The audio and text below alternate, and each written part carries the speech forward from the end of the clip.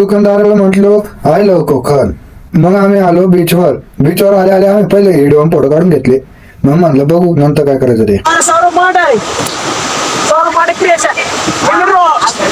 आवीने मग एन्जॉयचा इशारा दिला. मग आम्ही पुढे निघालो. इथं समुद्राचं शेवटचं टोक शोधत बसलो. मला काय सापडणार. माझा तर क्रॉक्स होऊन गेला होता.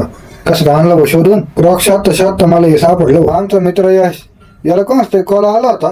हा फोनवर बोलता डायरेक्ट 1 किलोमीटर निघून गेला आणि त्याला समजलं नाही नेमकं आम्ही कुठं काय कुठं आलोय. बाबा एवढे मोबाईल घेतले ती आता हे विकायचे कसे आणि कुठं याचं नियोजन लावावं लागतंय बघा मित्रांनो.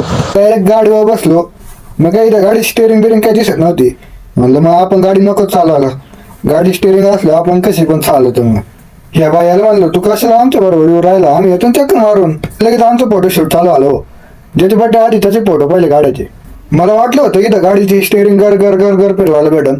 मग इथं काय गाडीची स्टेअरिंग फिरवायला नाही भेटली. पण इथून तिथं जायला भेटलं. यश भाऊ लयच भारी गाडी चालत होता राव. मग आम्ही बसलो आमच्या नाव गाडीत. शिवम भाऊ निवांत बसलेला होता.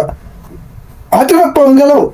आता आम्हाला जे कधी व्हिडिओ मध्ये दिसत नाही ते म्हणजे धीरज भाऊ ते पण दिसले. आणि जे प्रत्येक व्हिडिओ मध्ये दिसतात ते म्हणजे आदित्य भाऊ हे पण दिसले. मी तर डायरेक्ट पाण्यात असणार पोरांना आवाज देत होतो. आपल्या चॅनलला सबस्क्राईब करायला विसरू नका. अजून आपली व्हिडिओ बाकी बरं का. आता आमचा एन्जॉय करून झालेला आहे. आता आम्ही चाललो घरी आणि आता बघू पुढे कोणत्या मार्गे जातोय ते. या अशा मोठ्या बिल्डिंग दिसले म्हणून समजून जायचं आपण पुण्यात आलो. थांबलो एका हॉटेलमध्ये मग जेवण वगैरे केलं आणि मग चाललो परत घरी. मग परत गाडीची स्टेअरिंग गर गर गर गर घुमवली आणि तिथं होतो. इथं आलो. भेटूया पुढच्या व्हिडिओ मध्ये. तोपर्यंत जय महाराष्ट्र.